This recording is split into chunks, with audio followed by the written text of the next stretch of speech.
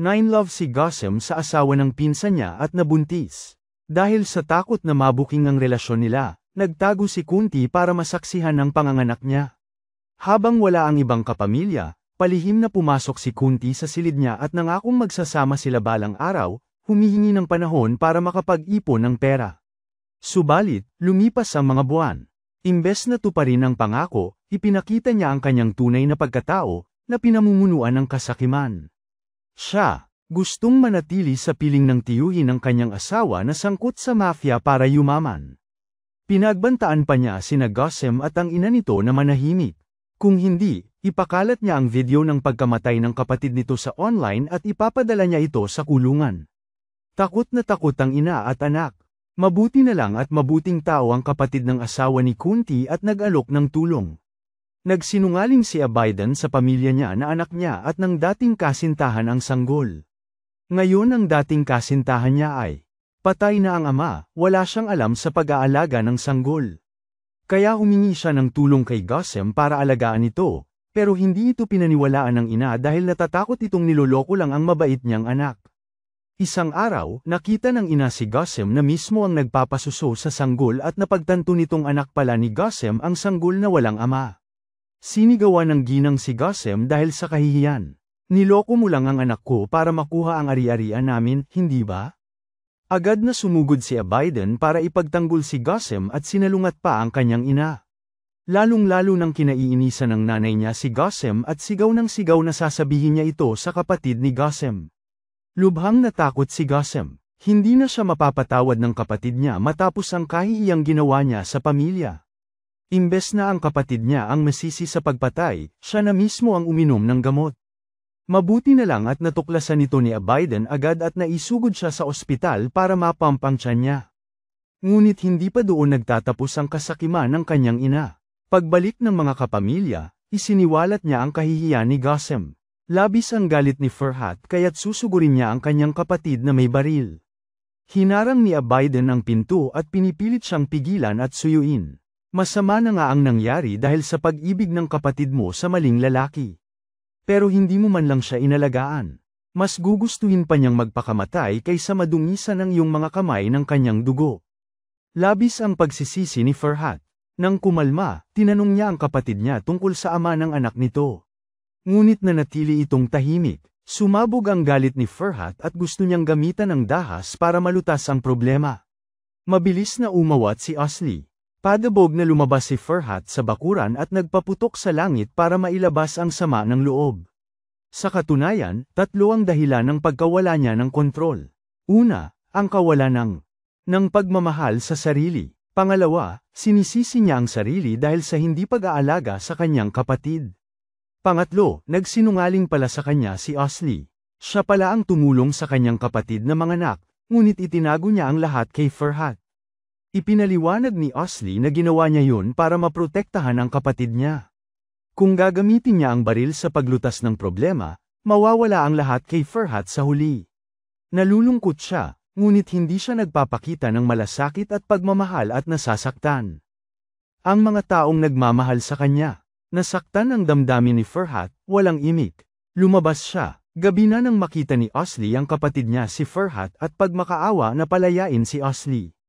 Masyadong maraming panganib ang nakapalibot kay Ferhat. Lubos siyang nag-aalala na mapapahamak si Asli. Ngunit nilinaw ni Asli na hinding-hindi siya iiwan si Ferhat, kahit na ibig sabihin nito ay kamatayan. Dahil sobra ang pagmamahal niya kay Ferhat. At lumalabas na. Parehong hinahabol ng iisang takot ang kapatid ni Asli at si Ferhat. Sa sobrang pag-aalala, tinawagan niya si Miss Lawyer at hiniling na ihanda ang mga papeles para sa annulment. Alam ni Miss Lawyer na mahal nila ang isa't isa. Magiging sayang kung maghihiwalay ang magandang pares na ito dahil sa hindi pagkakaunawaan. Kaya naman tinawagan niya si Asli at hiniling na kausapin si Ferhat.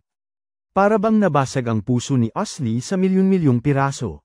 Pero nang dumating si Ferhat, hindi niya binabanggit ang diborsyo at wala siyang balak sumuko sa kanya. Alam niyang may problema ito sa pag-iisip at tahimik na nanumpa na gagamutin ito. Bilang doktor, hindi niya iiwan ang isang pasyente. Samantala, si Gulsam naman, na nahihiya, ay lumipat sa dating bahay ni Asli. Naawa si Abaddon sa kanya at sa sanggol niya.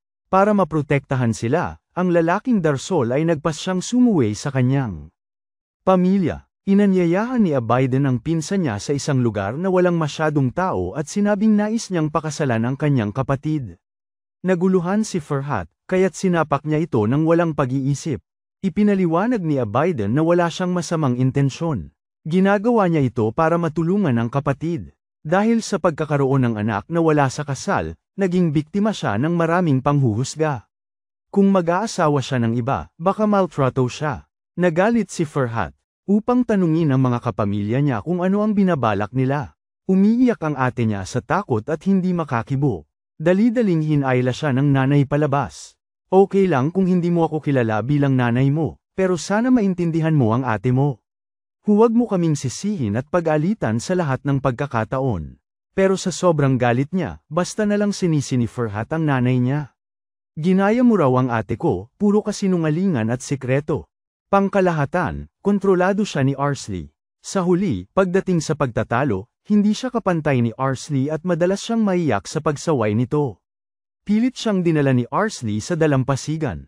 Matapang niyang inilantad ang kanyang madilim na panig at sinaway siya dahil sa pagiging duwag.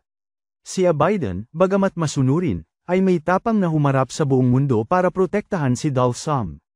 Handa rin si Arsley na tulungan si Farhat na makawala sa kadiliman, pero lagi siyang umiiwas harapin ito at wala siyang lakas ng loob na baguhin ang sarili. Sobrang nadidismaya si Arsley sa kanya. Basta, gusto na nga niya itong hiwalayan noon pa, para hindi na siya mahirapan pa. Pero pag sinabi ni Arsley na hiwalay na sila, hindi kayang palayain ni Farhat. Hindi niya masabi ang mga matatamis na salita, pero pilit siyang pumipigil kay Arsley gamit ang yakap at halik. Ngunit ang pisikal na kasiyahan ay hindi maibsan ang matinding pagod na nararamdaman ni Arsley. Umalis siya at may iniwang sulat ng paghihiwalay. Nagising ang lalaki at wala na ang kanyang asawa. Singsing na lamang ang iniwan bilang palm, dali-dali siyang nagbihis at hinabol ang kanyang asawa gamit ang sasakyan. Mabuti na lang, hindi kayang makatakas ng dalawang paa sa apat na gulong. Maautoridad na binalaan ni Farhat si Arsley na hindi pwedeng iwanan niya ito, pero si Arsley ay hindi nagpapakumbaba. Hinawakan ni Farhat ang braso niya ng malakas at itinulak siya papasok sa sasakyan. Nababaliw na si Arsley sa pagiging pabago-bago nito. Galit na galit, si Arsley ay nagpumiglas para makalabas ng kotse sa pamamagitan ng paghila sa door handle. Habang nagtatalo sila ng walang tigil, dalawang sasakyan ang papalapit sa kanila. Biglang iniikot ni Farhat ang manibela. Gulong, at bumagsak ang sasakyan pababa ng burol. Makalipas ang 12-12 oras, si Arsley ang unang nagising na may kaunting sakit ng ulo. Nangyari pala na matapos ang aksidente kagabi, may mabait na babaeng taga-baryo ang nagligtas sa kanila at dinala sila sa kanyang bahay gamit ang isang kahon. Kinukulit sila ng babaeng taga-baryo na para silang baliw sa pag-ibig. Habang paulit-ulit nilang tinatawag ang pangalan ng isa't isa, nawala ng malay si Yvonne. Tinutulungan sila nito, na iniisip silang magkasintahan na tulad nina Bonnie at Clyde na nagtatago at bihira lang ma-in love. Kahit ang kamatayan ay naantig sa inyong pag-ibig at iniligtas ang inyong buhay. Ingatan ninyo ang bawat sandali na magkakasama, dahil bali ang daliri ni Arsley at nahihirapan siyang gumalaw. Si Farhat ang kusang umigib ng tubig para sa kanya at tinulungan siyang maghugas ng dumi. Maaaring hindi niya sabihin ang pagmamahal niya rito, ngunit bawat kilos niya ay tahimik na pagpapahayag ng kanyang pag-aaruga. Biglang naglabor ang manugang ng babaeng taga-baryo, ngunit wala ng panahon upang makarating sa ospital.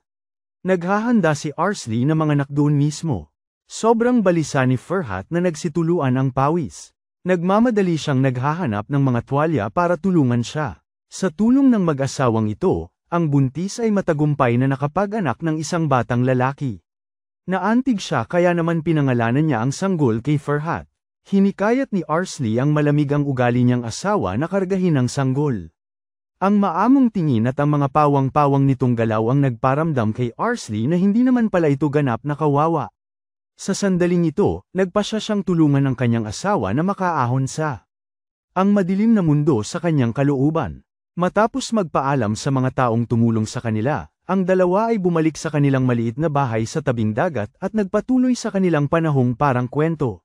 Si Arsley ay gumaganap na tagapayo at sa wakas ay naunawaan ang problema ni Ferhat. Humiga si Arsley sa dibdib ni Ferhat at nangako na pagagalingin niya ito sa pamamagitan ng pagmamahal. Pagsapit ng gabi, ginabayan ni Arsley si Ferhat na ikwento ang kanyang sariling karanasan. Sa unang pagkakataon sa mahigit 30 taon, mula nang ipanganak siya, si Ferhat ay nagbukas ng kanyang sarili sa isang tao.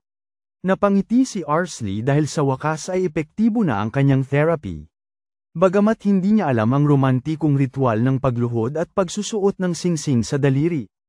Para kay Arsley, siya ang pinakaromantikong lalaki sa mundo. Sa kabilang banda, si Nomak ay galit na galit dahil hindi niya makontak si Ferhat ng matagal na oras. Simula nang dumating si Arsley, lalong lumalayo sa kanya si Ferhat. Napakasama ng loob niya kay Arsley kaya't nag-utos siya ng plano ni Kunti na alisin siya. Magkayakap ang magkasintahan sa sofa. Wala silang kamalay-malay na may grupo ng mga mamamatay tao na papalapit sa labas ng bintana. Nang itutok na nila ang baril sa batok ni Ferhat, bigla na lang may mga bala galing sa kung saan. Isa-isa silang bumagsak ang mga mamamatay tao. Natakot si Kunti na nanunood sa dilim at umalis na. Lumalabas na ang tagapagtanggol ay ang anak ni Mr. Azad, isang abogada. Kamakailan lang, nagpadala si Mr. Azad ng mga tauhan niya para magtanim ng mikropono sa isang florera sa bahay ni Nomak. Narinig niya ang plano nilang mawala si Arsley. Kaya't ipinadala ni Mr. Azad ang anak niya para protektahan sila. Noon, laging napapansin ni Ferhat ang panganib dahil sa kakaibang pagiging alerto niya. Ngunit ngayon, sa sobrang lapit ng banta sa buhay nila, hindi niya ito namalayan. Mukhang si Arsley nga ang nagbibigay sa kanya ng malaking kapanatagan. Pero ang masasayang sandaling ito ay habang magkasama lang sila. Pagbalik na nila sa villa, maraming problema na naman ang darating. Paano kaya matatanggap ni Nomak na si Arsley pa rin ang tanging tagapagmana ni Gale? Ito ang Shareflix Drama Recap. Bisitahin ang homepage ko at makikita nyo ang iba pang recap ng Sia Baez Ask. Binibigyan ko ng oras ang pagsulat at pag-e-edit ng susunod na recap. Kaya naman huwag mag-atubiling mag-iwan ng komento at ibahagi ang inyong mga saloobin. Huwag pong kalimutang mag-like at mag-subscribe sa aming channel.